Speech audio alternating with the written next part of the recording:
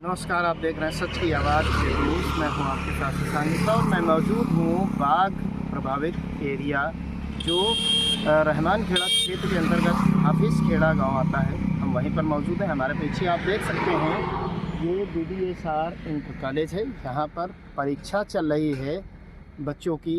Inter की आज परीक्षा थी। सेकेंड पाली में हम यहाँ पहुँचे हैं क्योंकि सेकेंड पाली में पहुँचने का कारण ये है कि ये बाघ के मूवमेंट का टाइम होता है और हम देखने निकले हैं कि इस क्षेत्र के जो बच्चे हैं वो पेपर देंगे और पेपर देने के बाद जब घर जाएंगे तो रास्ते में उनके सुरक्षा व्यवस्था के क्या इंतजाम है। विद्यालय बागों के बीच में है और ये वही बागें हैं और ये वही क्षेत्र है हाफिज़ खेड़ा जहाँ पर बाघ की चहलकदमी पहले भी देखी गई। लेकिन इन बागों के बीच में होने के कारण किसी भी समय जो इस क्षेत्र में टाइगर है उसके आने का किसी भी समय खतरा बना रहता है।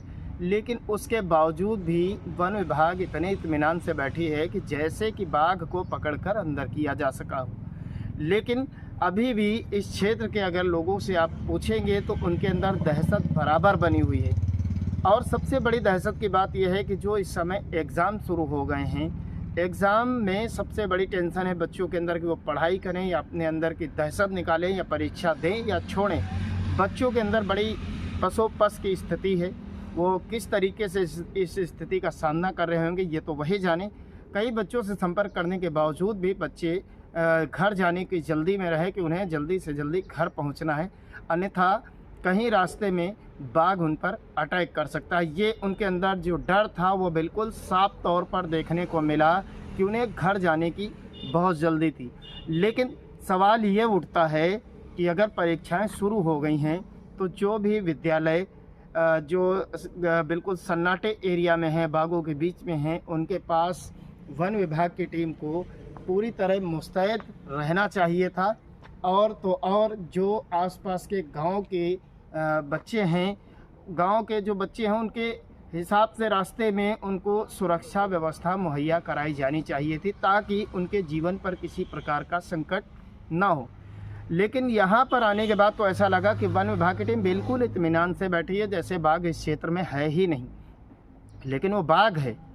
यहाँ से रहमान खेड़ा की दूरी महज 1 से 1.5 किलोमीटर की है और 1 से 1.5 किलोमीटर आने में बाघ को कितना समय लगता है ये आप सभी लोग जान सकते हैं। यानी सुरक्षा से समझौता किया जा रहा है, बच्चों की जान के साथ खिलवाड़ किया जा रहा है।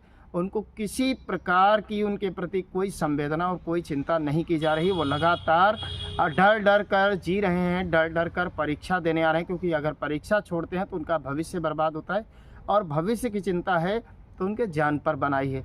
अब इस स्थिति से ये बच्चे कैसे निपटेंगे ये तो देखने वाली बात छोटी हो चुकी है। हम स्टूडेंट से पूछते हैं इस बारे में। भैया आज किस चीज़ का पेपर था? कहाँ से हैं आप? मैं 9 से हैं। इस क्षेत्र में पेपर कैसा हुआ? बढ़िया हुआ? पेपर छुट्टी हुई, आज फिजिक्स का पेपर था। इंटर के बच्चे यहाँ से निकले और वो इतना दहशत में है कि बहुत जल्दबाजी में वो सब निकल गए, क्योंकि जैसे जैसे टाइम होगा बाघ के मूवमेंट का टाइम होता है, उनके अंदर दहशत भरी हुई जल्दी घर जाने की। लेकिन हम यहाँ पर जब पहुँचे तो यहाँ पर हमने देखा किसी प्रकार की कोई सुरक्षा व्यवस्था का इंतज़ाम नहीं है।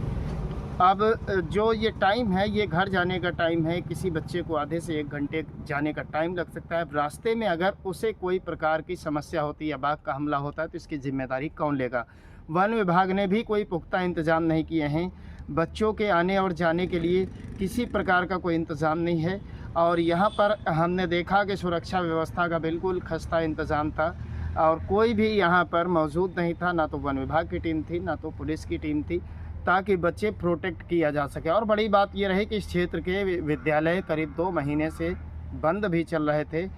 अब उनकी पढ़ाई भगवान भरोसे चल रही थी और पेपर देना तो उनकी मजबूरी थी। लेकिन इस दहशत भरे माहौल में किस प्रकार से बच्चों ने पेपर दिया ये वही जानते हैं। दहशत इतनी ज़्यादा, हमने कई बच्चों से बात करने की कोशिश भी की लेकिन वो कुछ बोलने को तैयार नहीं हुए।